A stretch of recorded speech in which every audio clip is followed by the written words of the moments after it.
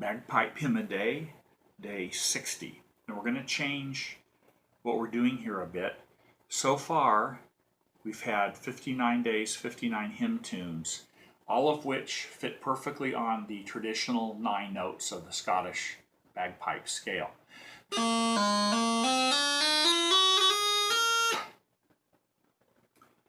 And there's more.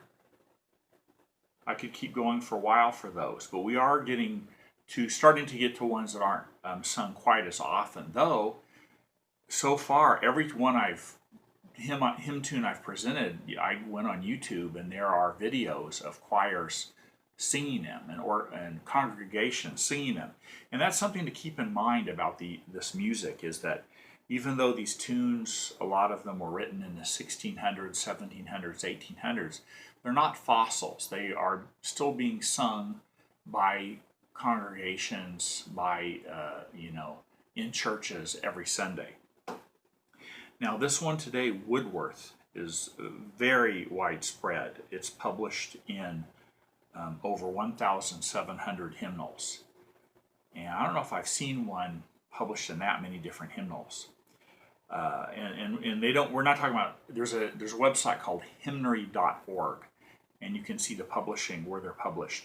And they don't go back, and we're not talking about, historical hymnals or, 19th century hymnals or whatever. We're talking about ones that are, published within the last 30 years or so. So ones that you would go into a church and they would be in a pew. Sometimes the hymnals are 20 years old or so forth. And so for each of these tunes that doesn't quite fit, I will explain what it is about the tune that doesn't fit. And this tune has an issue that's in a major scale. And so this penny whistle in B flat pretty much plays the same scale. So here's... So here's a major scale.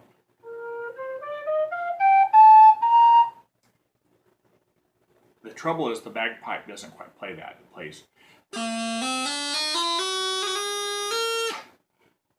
So there's many tunes that's called a flat seventh. Whereas a major scale is a sharp seventh. So that comes up in quite a few hymns. Now this case, it really doesn't matter that much because it's a brief passing tone.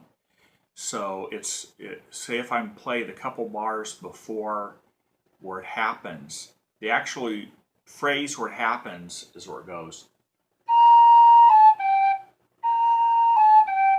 And on the bagpipe that comes out. Well, what's the big deal? So you can just go ahead and play it. It goes by quickly. And even if you're playing along with an organ and congregation, it's probably going by quickly enough that it's not going to matter. What I did in my little arrangement is to avoid that note is rather than play, I'm just holding the high note one beat more and then going to, instead of going, I'm just going, and it flows nicely and stuff, but you're welcome to put that in. Also, there is an alternate fingering. So this is the fingering for the what's a written high G natural. It is open like that. You can put these fingers down, only having the top one up, and lift these two fingers off. So the bottom hand is what pipers normally finger for C.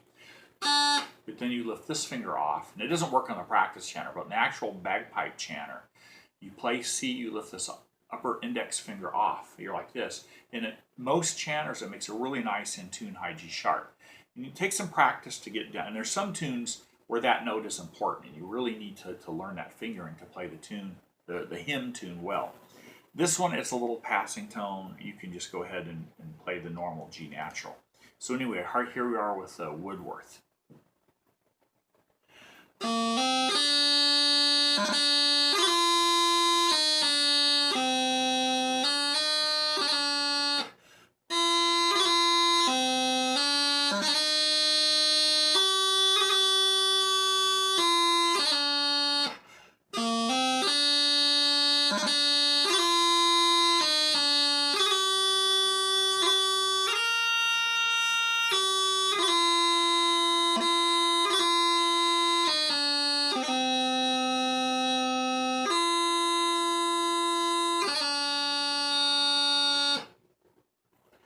Like I said, on that passage, you can go, you know.